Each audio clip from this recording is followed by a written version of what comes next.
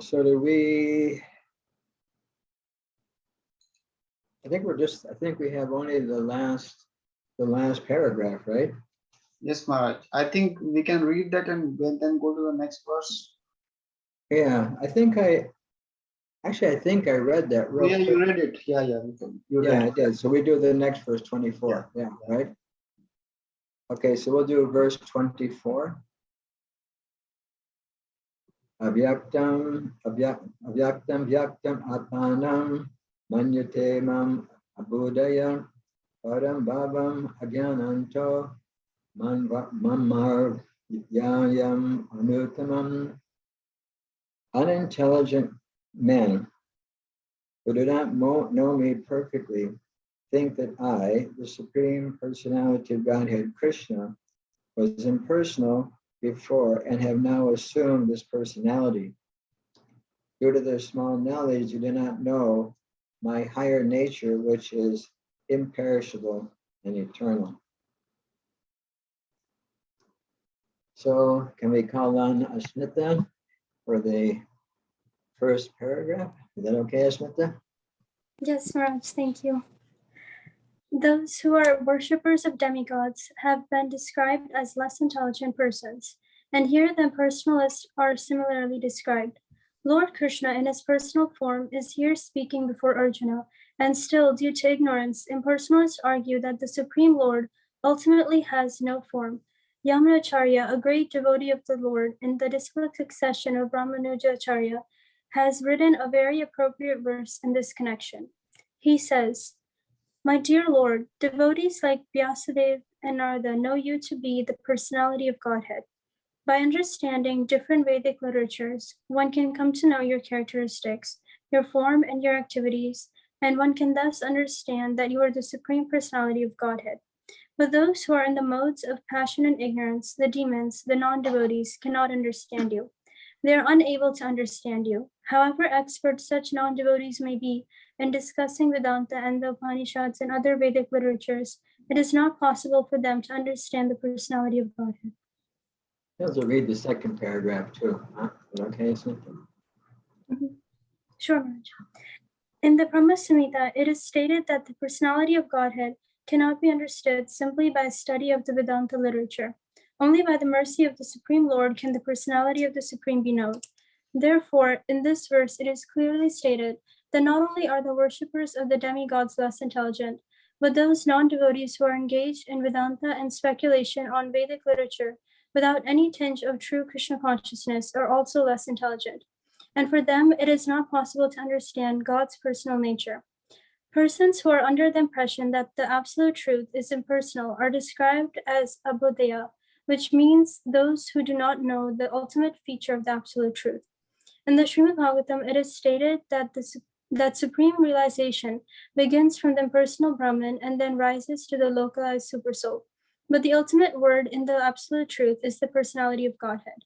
Modern impersonalists are still less intelligent, for they do not even follow their great predecessor Shankaracharya, who has specifically stated that Krishna is the Supreme Personality of Godhead.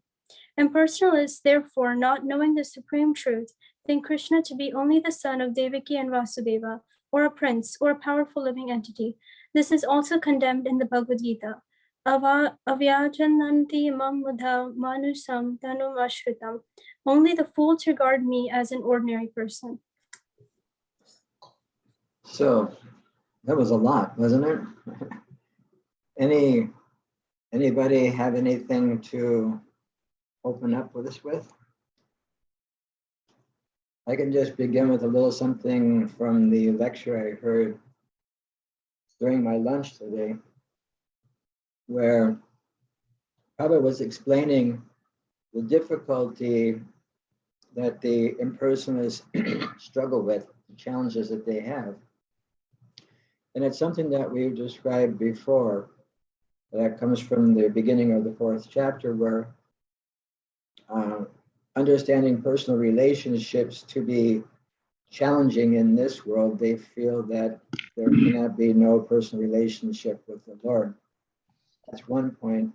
And the other point Prabhupada made today was that we experience ourselves taking up a certain amount of space, certain amount of area, and we are not spiritual. We're made of this material body. We have this material body, and it just consumes a certain amount of space.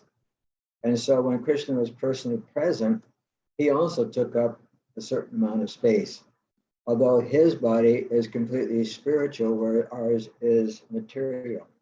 And so they attach a material conception onto Krishna's personal appearance in this material world and say that Krishna can't appear in this material world.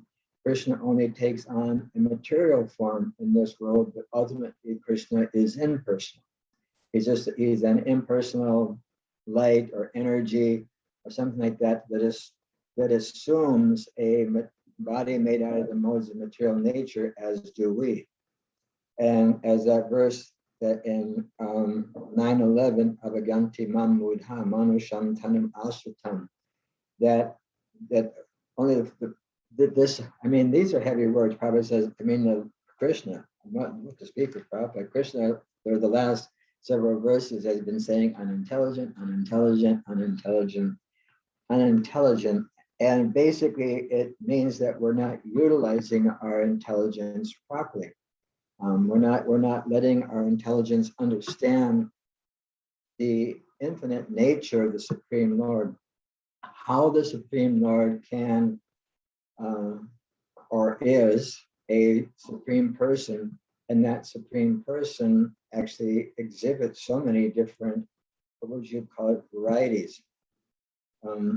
What to speak of us, even Lord Brahma, which I've explained before, there's Brahma, I call Brahma Vimoha Lila, where Lord Brahma saw Krishna in the cowherd. Brahma is the first created living entity in this world. He's known as Aja. He's born from the abdomen of Garbhodakshayi Vishnu. And he saw Krishna and the cowherd boys playing, and he couldn't understand how that little boy was actually the Supreme Personality of Godhead, the source of everything. It was bewildering to him, and he's like practically the most, his first created living being, most intelligent living being on the planet. And so he challenged Krishna and stole all the calves, put them in a cave, stole all the cowherd boys, because Krishna had wandered off to take care of the cows. And when Lord Brahma, he was like this, he took all the boys and he moved his head back. That took a whole year of Brahma's. That was just Brahma's time. It was like going like this, but our time it was a whole year. And when he looked, all the calves and boys were still there, because Krishna had expanded himself into the identical forms of the calves and boys. And so Brahma became completely bewildered. And then all the calves and cowherd boys turned into four-armed Vishnu forms before Lord Brahma's eyes. And then he began to realize, oops, this was the Supreme Personality of Godhead. But this small child, this little Krishna in Vrindavan is actually the Supreme Personality of Godhead. But because we have challenges, we can't understand how anything can be unlimitedly, what would you say, conscious entity or person that has all these different attributes. So here the verse said, unintelligent men who do not know me perfectly think that I, the Supreme Personality of Godhead, Krishna, was impersonal before and have assumed this personality. It's the other way around, because the verse describes that we understand the Supreme Lord as Brahman, which means the first level. Like this probably gives example, if you see sunshine, that's the beginning. Then you see the sun planet, you can go into the inner activities of the sun. Or the example he gave about 3 days ago is that if you're looking at a mountain from a distance, it looks just like a cloud, very impersonal. As you approach the mountain, you can begin to see some trees and stuff. And then as you enter into the mountain, you can see so much variegatedness, animals, trees, insects, birds, so many different things are going on in there, which before just looked like maybe a cloud or something. And so as we enter into the inner activities of Krishna, we can understand all three. We can understand all three aspects. So that was just a little something from Prabhupada's lecture today. It's always nice to just sit and have lunch, and it's always nice to have a good transcendental sound vibration going on next to us. So some takeaway, some thoughts on this part of the purport, or this idea of unintelligent people not being able to understand, or how Krishna is actually the fountainhead. The fountainhead.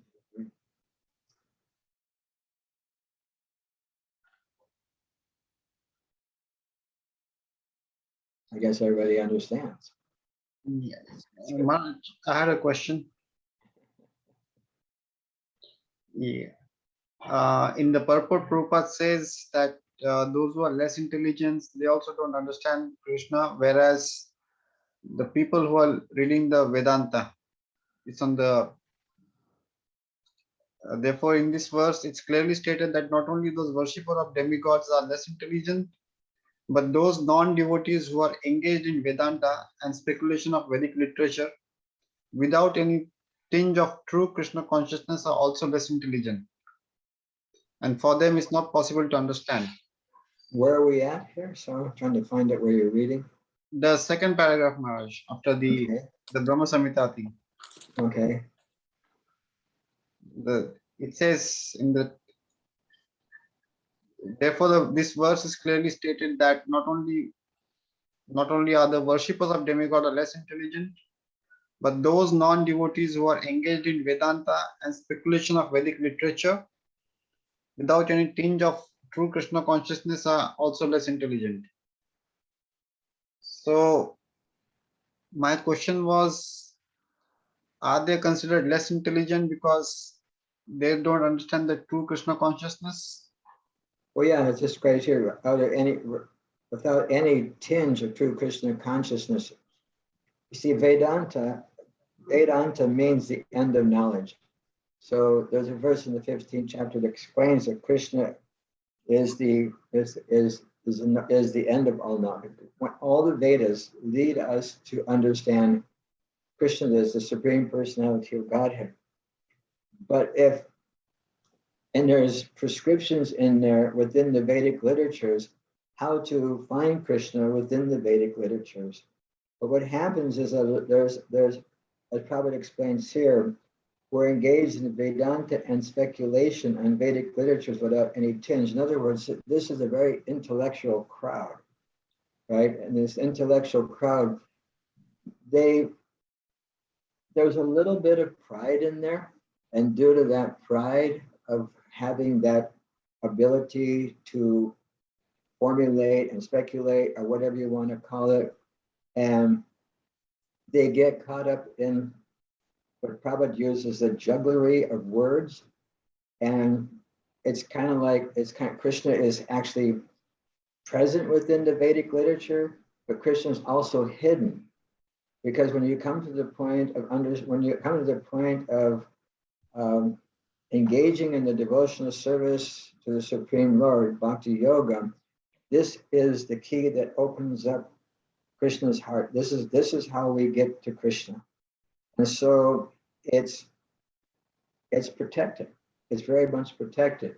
And so it's an unfortunate situation. I mean, it's obviously due to their previous attempts. They're still on the. I mean, it's better. Eventually they get there. That's described in the 12th chapter, where Arjuna asks Krishna, what's better, engaging in devotional service or trying to understand the impersonal Brahman? And Krishna directly states in the beginning of the 12th chapter, he says that, I'll just read it here. He says, those who fix their minds on my personal form and worship and are always engaged in worship me with great and transcendental faith are considered by me to be the most perfect.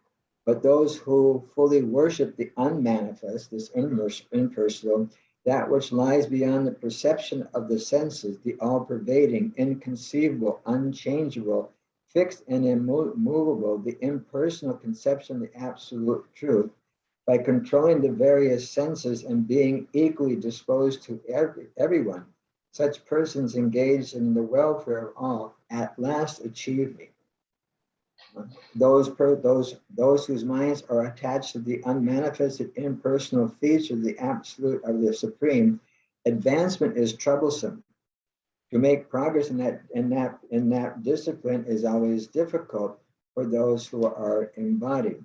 And then there's a famous verse, yea, two songs, and this is the one where there's a picture of a devotee being pulled out of the material world by a Sika in the old books. But those who worship me, giving up all their activities unto me, being devoted to me without deviation, engaged in devotional service, always meditating on me, having fixed their minds upon me, O son of Krishna, for them I'm the swift deliverer from the ocean of birth and death.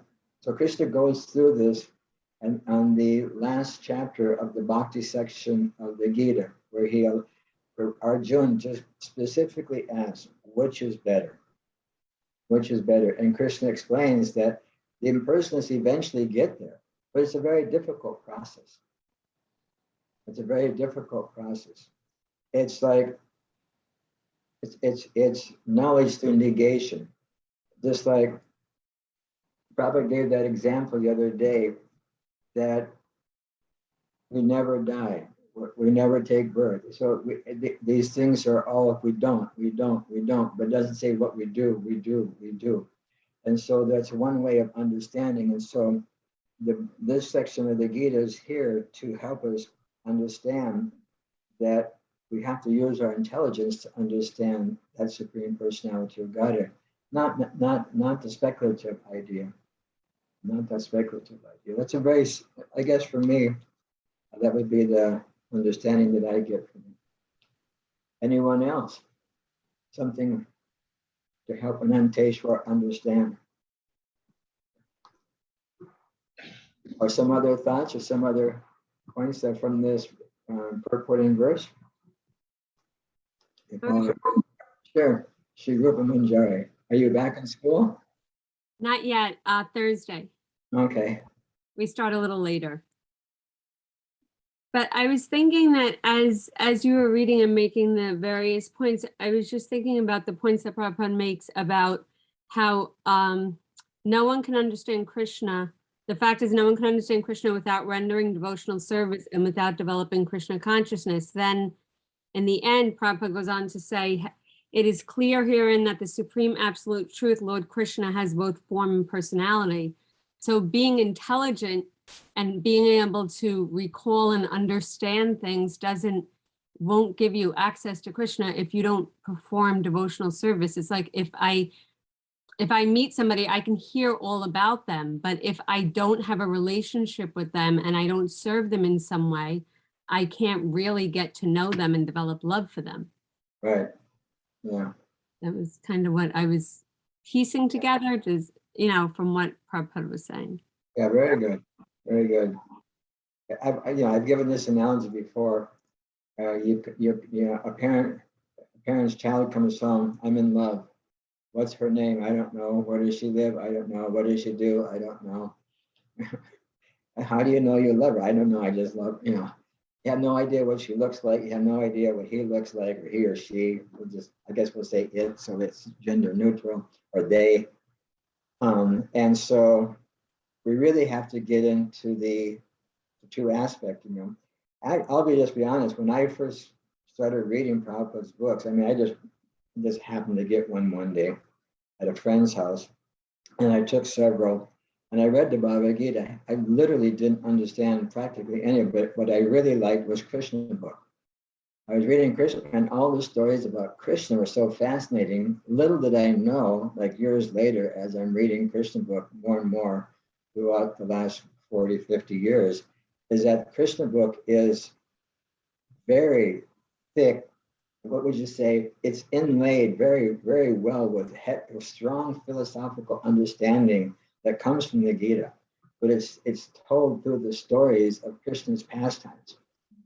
I mean, if you read the prayers of the personified Vedas in the 10th canto of the Bhagavatam, I think it's like this, anyway, whatever, I think it's in the 60th chapter, something like that. In the Krishna book, it's like 90 pages long or something like that. But in the Bhagavatam, it's only like 40 or 50 verses. And so you're getting all this philosophy woven into the pastime, and you through reading those stories, you just automatically fall in love with Krishna, because Krishna is like, he's so fun. He's killing demons, he's hanging out with his friends. I mean, he doesn't allow evil. And he just becomes that little person that you want to, and plus he had long hair, so that counted too.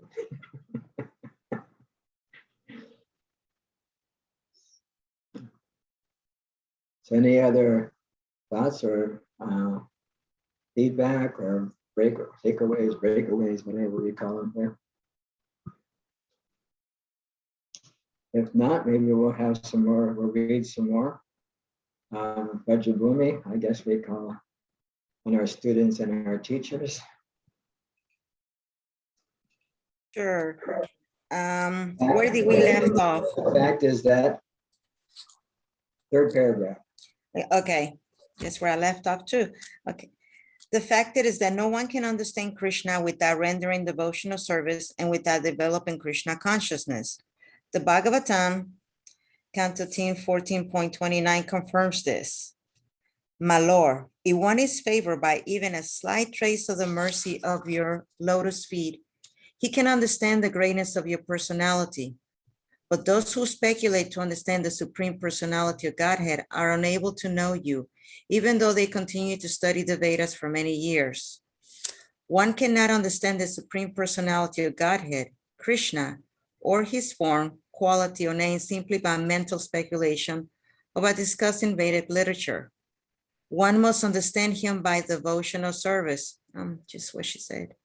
When one is fully engaged in Krishna consciousness, beginning by chanting the Maha Mantra, Hare Krishna, Krishna Krishna, Hare Hare, Hare Rama, Rama Rama, Hare Hare, then only can one understand the Supreme Personality of Godhead. Non-devotee impersonalists think that Krishna has a body made of this material nature, and that all his activities, his form, and everything are Maya. These impersonalists are known as Mayavadis. They do not know the ultimate truth. When we say that his form is Maya, or that they're Mayavadis, the word Maya kind of basically means illusion. And so, so the Mayavadis, they actually think that Krishna's form is as an illusion.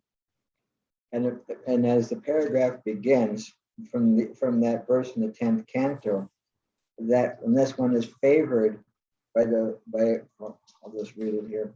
That's why one is favored by even a slight trace of the mercy of your lotus feet, you cannot understand the greatness of your personality. And so, but those who speculate, they can go on for millions and millions and millions of years. And that mercy of Krishna's lotus feet, that mercy is sending us a Vaishnava to associate with. Because it's through the mercy of the Vaishnavas, it's through the mercy of a devotee that one gets Krishna. By the mercy of Krishna, one gets a devotee to associate with, and through the mercy of the devotee, one gets Krishna. If you ask any devotee in any Hare Krishna, they will have had the association of a devotee somehow or another that guides them or brings them to the path of Krishna consciousness. It just offers them Krishna. We're given the offering, and then we can do however we want to. We don't lose our independence. But case, I stopped at a friend's house, and there happened to be some books there, and I read the books, and so I got the association of Srila Prabhupada through his books, and then immediately through that friend, and his brother was a devotee, and his brother was a classmate of mine in high school, and he had joined the movement like 3 or 4 years before me, and sent all the books to his brother. I just happened to go to his brother's house, had a picture of Krishna on the wall. And I said, what's that? And I said, that's Krishna, the Supreme Lord. And then he gave me a book, and then you read the book, and the next you get the book, and then you get the hook. As they say. Because once you read, it's very hard not to accept the nature of the absolute truth. It's very hard to. I remember when I was reading, when I first started reading, I said, I can't disagree with this. I'm caught. I mean, it was like I can't do sinful activities anymore. I'm just it's all over. It's when they do like this or something nowadays, you know, it's that's it, you know, it's over. And because the nature of the material world is that it can't give us any satisfaction. And when you start to realize that there's no pleasure in this world outside of serving the Supreme Lord, you know, you have to go through the grieving processes, denial, anger, what would you say, start making deals. What's the fourth one? Sadness, depression. I'm trying to remember. It's denial, then it's anger, and trying to deal, and there's four of them. There's five, and then you finally just accept. I think Nanette would probably know the different processes of grieving. She's a psychotherapist, so. And so the idea is that you almost go through. Personally, I kind of like went through those things, like grieving the loss of my material conception of life. In fact, one time, I told the devotees, they called me up and they said, "When are you going to surrender?" They were from Canada, I'm from America. I said, "I'm American. We don't surrender." And they say, "You're so surrendered already. You're surrendered to your job. You're surrendered to your family. You're surrendered to your girlfriend. You're surrendered to all these friends. You're surrendered to your senses. Why don't you just surrender to Krishna? Make it easy on yourself. Just surrender. And it was like, yeah, it's like being extracted. It's like being extracted from the material energy. And it's a little painful. It's a little painful. And once that giving up of material pleasures, or the so-called material pleasures, even in the third chapter of the Bhagavatam,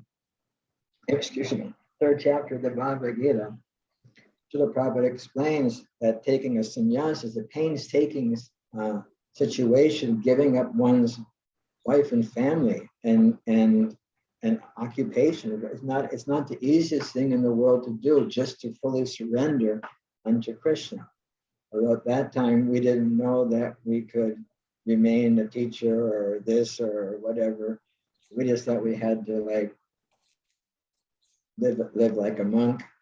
Everybody had to be a monk, but we've come a little bit further from that now. But that extraction, that extracting from the material energy still takes place, no matter who we are or who we are. We'll feel that there's a certain separation. There's a nice verse that describes Vishya Vinivartante, that we may take ourselves away from sense gratification, but the taste for that sense gratification remains. But if we can just utilize our senses in the service of Krishna, we can purify the senses.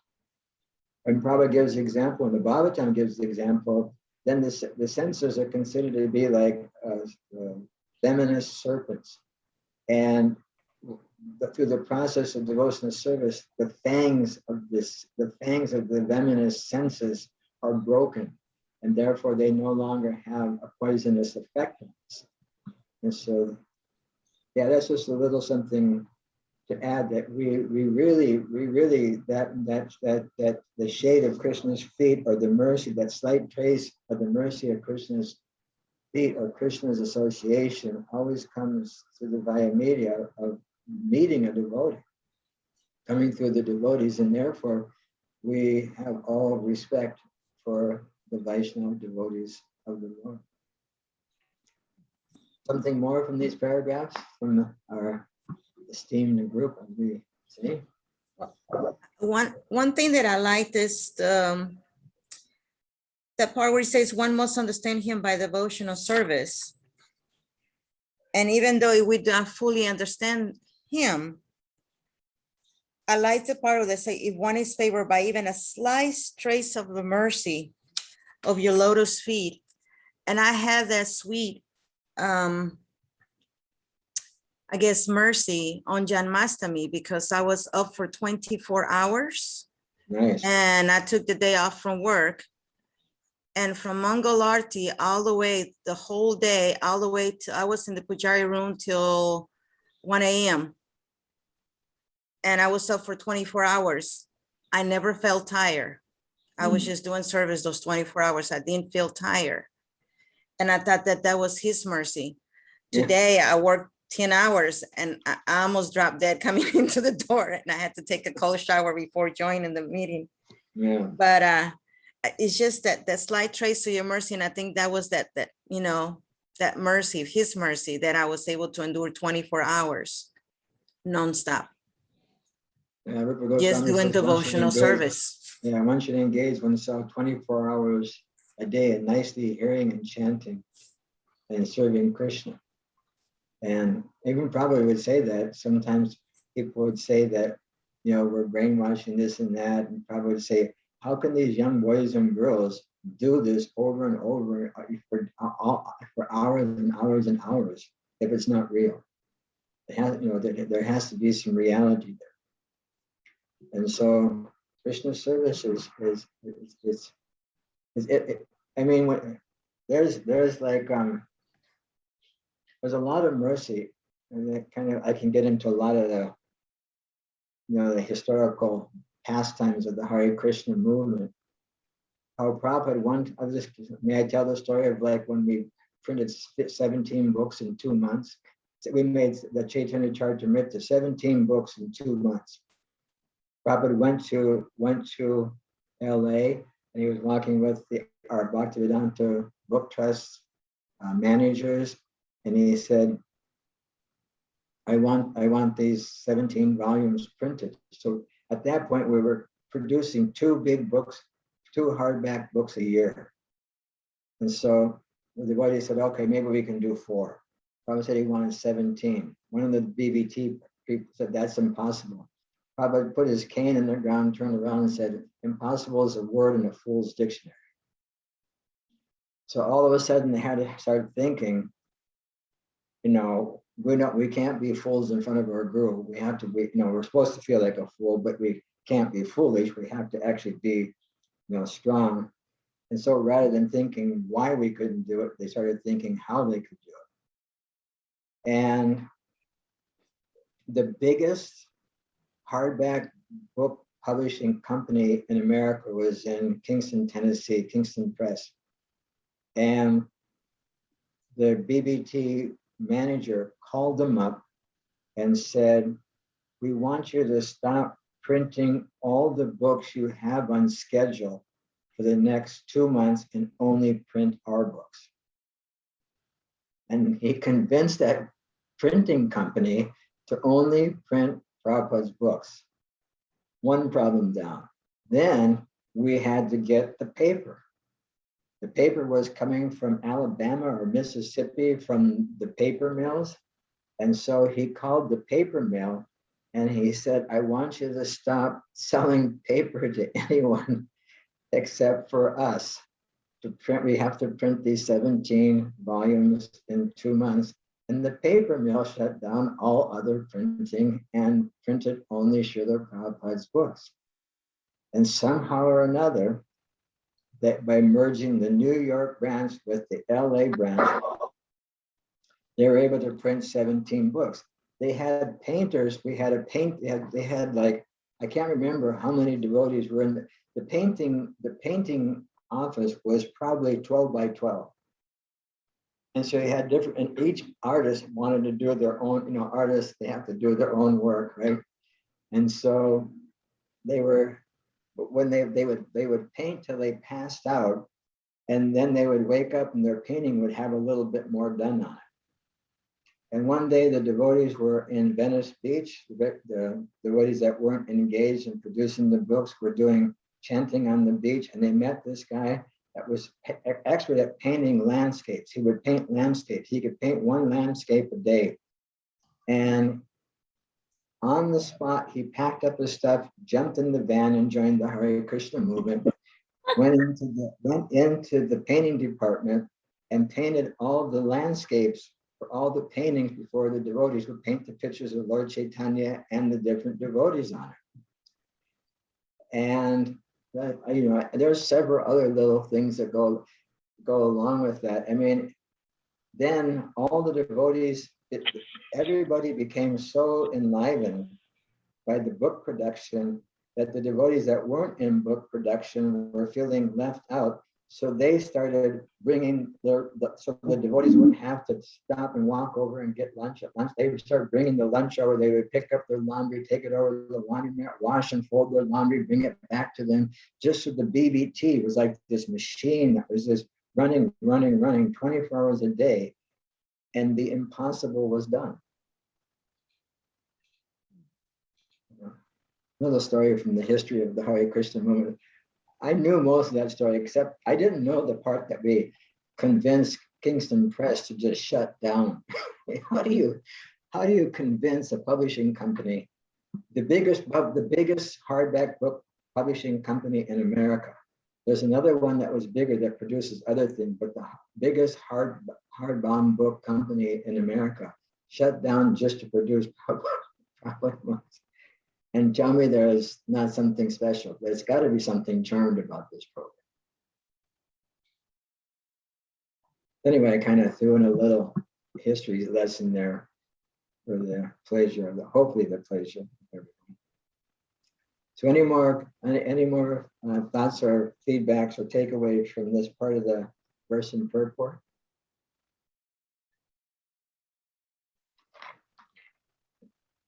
If not, we can go on to our next teacher. Is that possible? Sri Rupa Manjari for the next paragraph. Maybe even do the last two paragraphs. Well, let's see what time we got. 15 minutes. What do you think, Ananteshwar? Yes, Maharaj. Yeah. So is that possible, Sri Rupa Manjari, to read it? Okay. Thank you. The 20th verse clearly states, those who are blinded by lusty desires surrender unto the different demigods. It is accepted that besides the Supreme Personality of Godhead, there are demigods who have their different planets, and the Lord also has a planet. As stated in the 23rd verse, the worshippers of the demigods go to the different planets of the demigods, and those who are devotees of Lord Krishna go to the Krishna Loka planet. Although this is clearly stated, the foolish impersonalists still maintain that the Lord is formless and that these forms are impositions. From the study of the Gita, does it appear that the demigods and their abodes are impersonal? Clearly, neither the demigods nor Krishna, the Supreme Personality of Godhead, are impersonal. They are all persons. Lord Krishna is the Supreme Personality of Godhead, and he has his own planet, and the demigods have theirs. Shall I pause? Yes. Keep going. Therefore, the monistic contention that ultimate truth is formless and that form is imposed does not hold true. It is clearly stated here that it is not imposed. From the Bhagavad Gita, we can clearly understand that the forms of the demigods and the form of the Supreme Lord are simultaneously existing, and that Lord Krishna is Satchidananda, eternal blissful knowledge. The Vedic literature confirms that the Supreme Absolute Truth is knowledge and blissful pleasure, and that he is the reservoir of unlimited auspicious qualities. And in the Gita, the Lord says that although he is unborn, he still appears. These are the facts that we should understand from the Bhagavad Gita. We cannot understand how the Supreme Personality of Godhead can be impersonal. The imposition theory of the impersonalist monist is false as far as the statements of the Gita are concerned. It is clear herein that the Supreme Absolute Truth, Lord Krishna, has both form and personality. Any thoughts from anyone?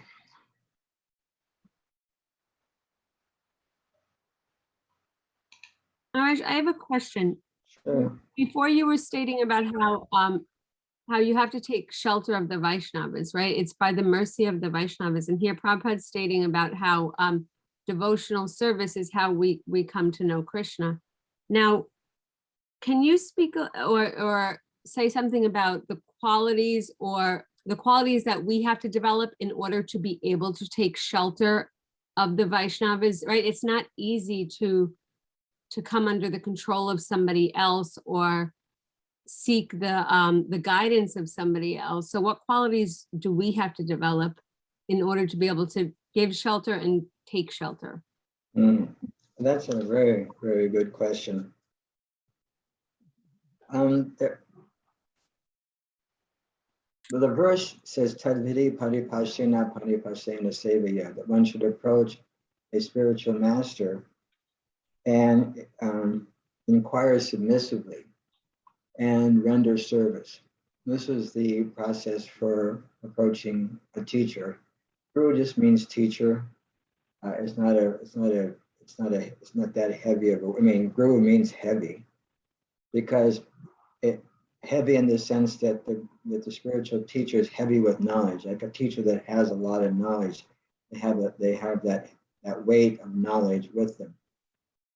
And the best quality is that humility, because if we can, I want to make this clear, because humility doesn't mean we give up our intelligence. And there's, I think it may even be in that verse 434, where Prabhupada says that we don't need blind followers. We're not looking for blind followers. We're looking for those who have actually taken the time to study thoroughly and accept. In other words, we accept. In other words, in the scriptures, it's described that the person searching for a spiritual master or a spiritual teacher should understand what are the qualifications of someone to be a spiritual teacher. And the spiritual teacher also has to understand what are the qualifications for one to be a student. And that is, a submissive inquiry. It doesn't mean, just means not like arrogant inquiry. It can be the level of questioning can be any level, but it just has to be presented in such a way that's proper. Just like Arjuna questioning Krishna, after Krishna told him, I've explained this many times to this group, that when Krishna told Arjuna, he spoke to the sun god, the same Bhagavad Gita. It was like 120 million years ago. So Krishna obviously, wasn't 120 million years old when he was speaking to Krishna, Arjuna. So Arjuna asked, how am I to understand? He didn't say, yeah, right, Krishna, like you were really there, like 120 million. It wasn't in that, antagonistic type way. It was like, how am I to understand that you were there 120? So Krishna explains many, many verses, both you and I have taken. I can remember them all, although you can't. Because Ajopi Samvinayatma, my body is transcendental, where yours is material. Because my body is transcendental, I don't forget all these things. And so the Prabhupada gives the example that if you're going to go and purchase gold, so you want to buy some gold jewelry or something, you have to have a preliminary understanding of what gold is, otherwise you'll get cheated.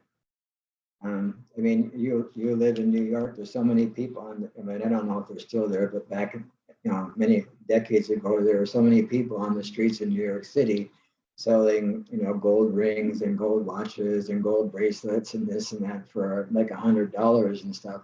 And everybody knows that that's not real gold.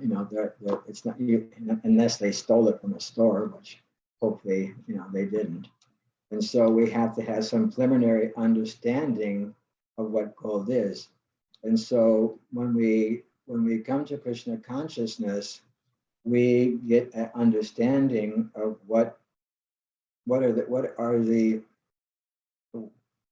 characteristics. The spiritual master must be fixed in knowledge, and he also must be acting in such a way that corresponds to the scripture.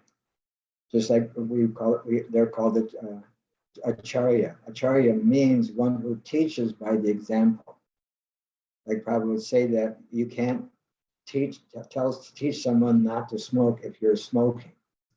And he gave an example. He gave an example of a physician that a mother brought the child in and told the physician, "My child is eating too many sweets. Can you please tell him not to do that? It's not good for him." And the doctor said, "Come back in a month."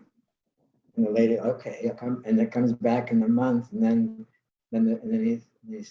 she says the same thing, and then the doctor tells him, "Please don't eat so many sweets."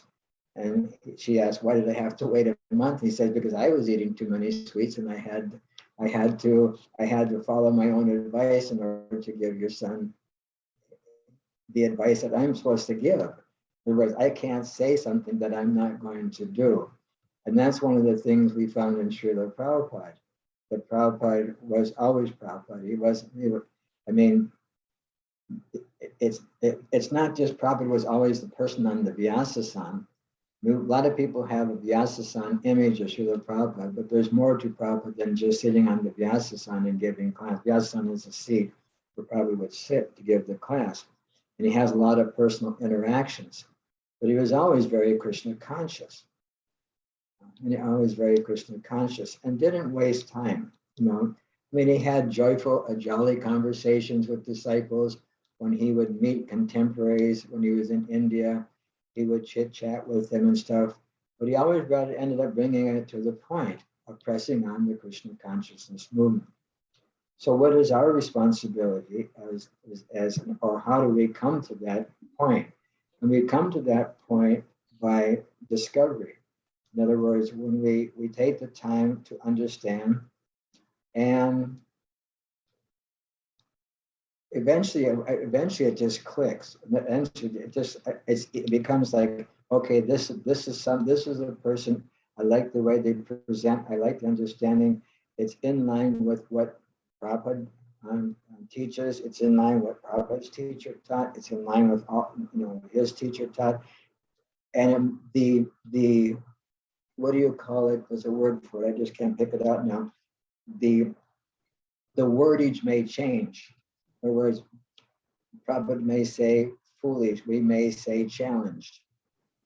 But we may tamper. What we say adjust the words according to time, place, and circumstance to whom we're speaking to, but the essence is the same. And Prabhupada gave that example too. That if you're with first and second graders, you use a certain type of teaching method, but when you're teaching PhD students, you don't put one apple on the desk and another apple and try to get them to figure out that there's two apples on the desk. They've already gone through that process.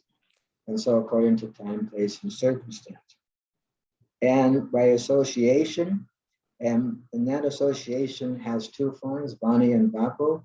Vapu is the physical association, and Vani is the oral association through hearing. And of the two, hearing is more important. Personal association tends to be a little fun, and we should always take advantage of it. And literally almost, I won't say demand, but seek out that association when we have that opportunity, because we don't know how long that opportunity will be there. And at the same time, understand that the Vani is essential to understand the process of Krishna consciousness, because it takes a change of heart. The heart has to change.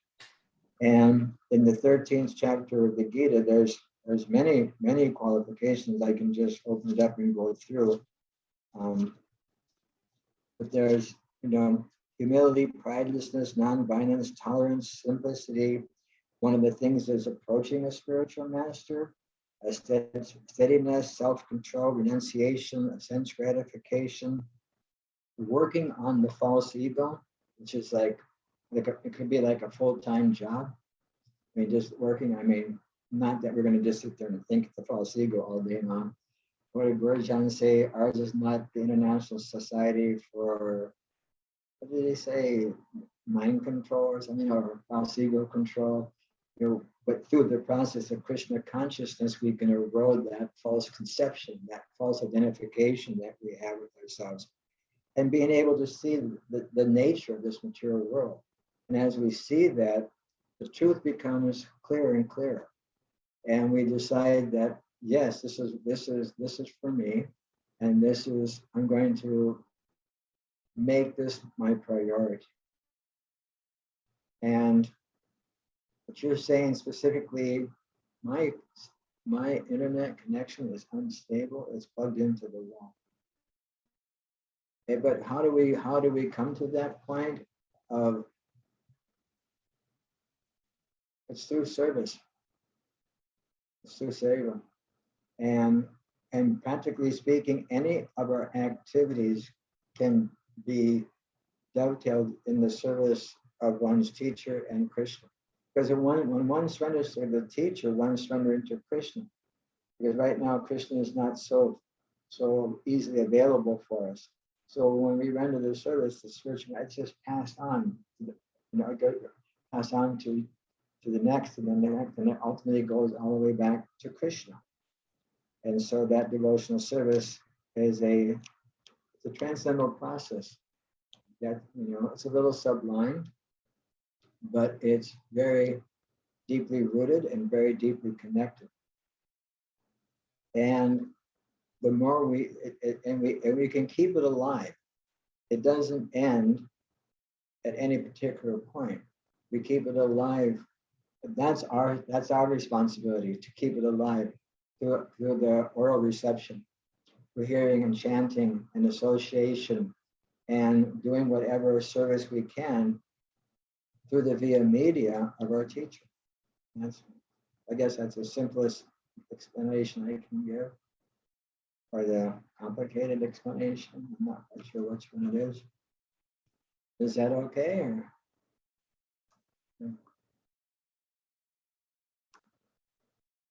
So now we've reached 9:28, and we did a whole verse with a long purport. We almost should have to unmute ourselves and give ourselves a round of applause.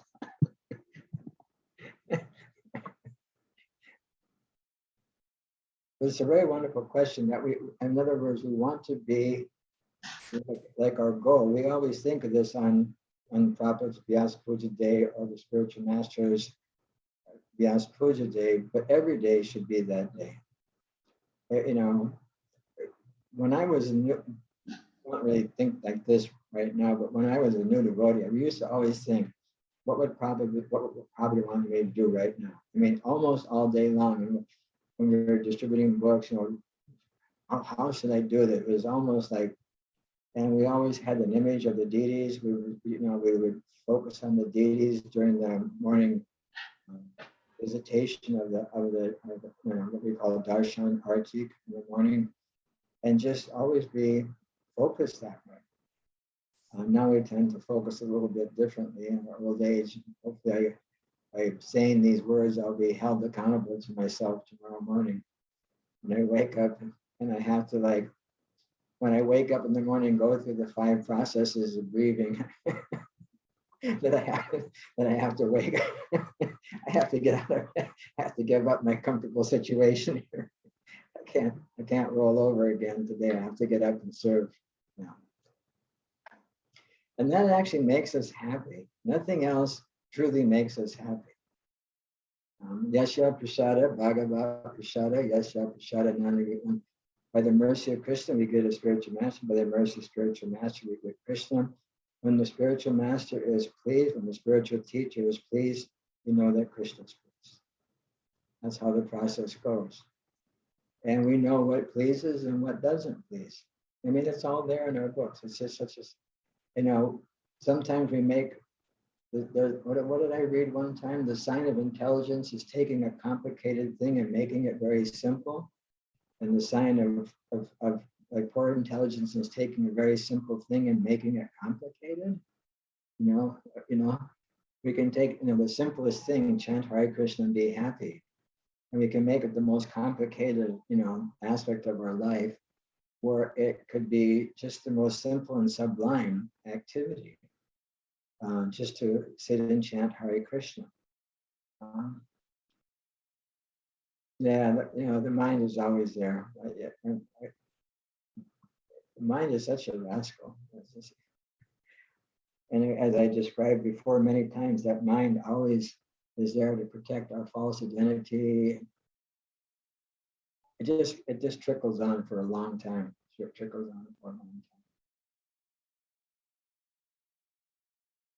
time. Okay, so now we've reached 8:32. So nice to see everybody.